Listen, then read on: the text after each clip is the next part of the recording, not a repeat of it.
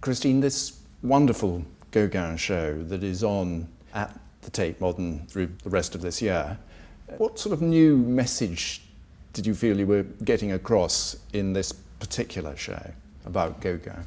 Although there is a chronological sweep to it, I mean, certainly we end with his final years. We thought that it would be more interesting to a 21st century audience to bring works together in some galleries that literally would sweep across his whole career. One's used to that chronological approach, which sort of starts with him as the stockbroker, and then he goes through his Impressionist phase, and then he goes to Brittany and something new happens, and then he ends up as this sort of wonderful archetypal rebel against Western civilization in Tahiti. But as you say, what you've done is concentrate more on the themes that unite through his life.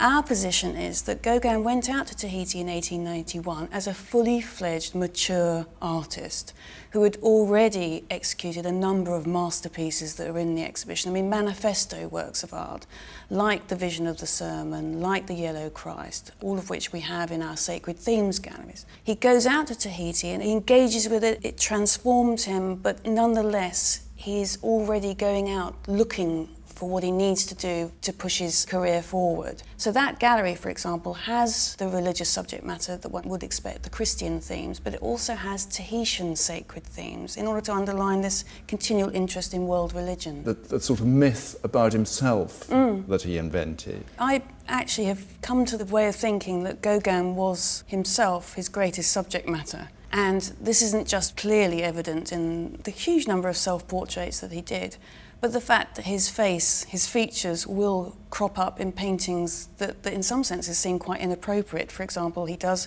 paint himself as Jesus Christ in Christ in the Garden of Olives.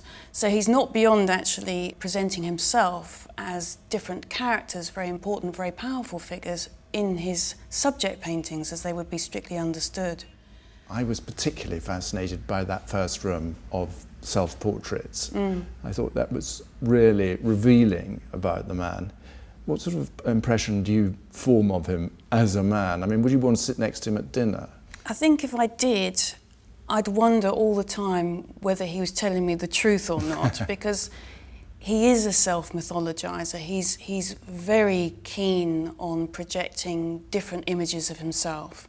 Not just in the self-portraits, also the way he talks about himself, writes about himself. I mean, he's very emphatic about the idea of being, primitive and savage on one hand, and then the saint and the sinner, the Christ figure, the devil, all these different personas that he portrays literally in his canvases, but also in his writings. It can be quite confusing, actually. I mean, you're not entirely sure exactly which persona he's going to be concentrating on at any one moment. In fact, at one point he does say, "This morning I think I'm more of the savage than the civilized man." So he's a mischievous man, and satirical, sardonic, sometimes self-deprecating, self-pitying, arrogant, all these different very extremes that come out in his art and indeed in the way that he projects himself.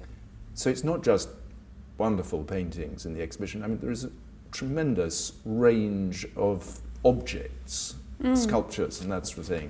I thought the sculptures were particularly impressive. There are ideas about Gauguin that we're trying to explore, his complexity as an artist, but also just the sheer range of material that he worked with. And so I'm really hoping that one of the great revelations of the exhibition for visitors will be that it isn't just the major oil paintings that they're going to look at, that you will see carvings and, as you say, sculptures, especially the wonderful Aviri that we have from the Musée d'Orsay, which was very influential on Picasso in particular, that we have carved clogs and a carved cane, an enormous range of prints, some of which were truly innovative at the time. And we also have in the exhibition an artist's book called Cahiers pour Aline, which Gauguin actually made for his daughter Aline, who tragically died at the age of 19 and never received the book, in fact.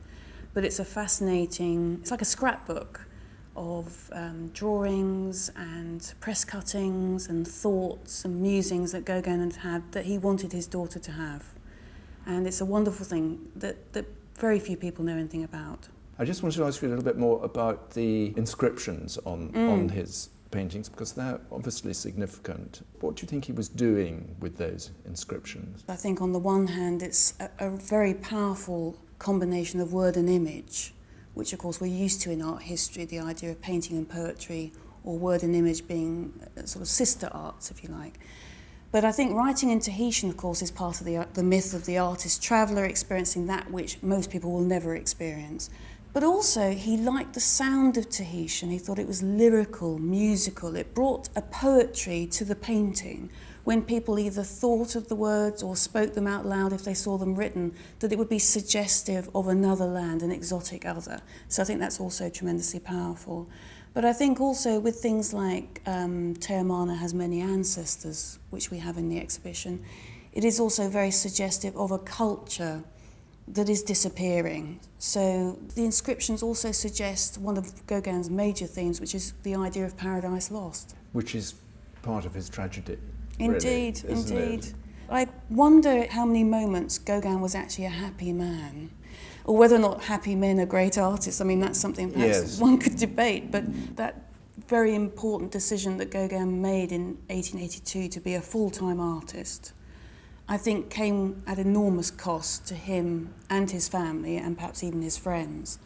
And one sees that continually in his life story, that he's continually poverty-stricken, he feels he's misunderstood, he's isolated, abandoned, even though obviously part of his mythology is the fact that he enters into self-exile.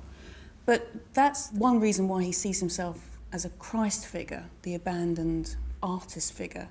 It must have been an incredible experience for you as curator of this exhibition, really to get under Gauguin's skin. I mean, could one say this has been the sort of highlight of your career so far, this exhibition? I think it really could, actually, and there were some moments when we were installing the exhibition where I actually had to pinch myself that these fantastic works coming out of a crate I would now be installing. I mean, it is a real privilege and a wonderful thing. I do think it's a really, really memorable exhibition. It's been an enormous privilege to hear more about it from you personally. Thank you so much. Thank you.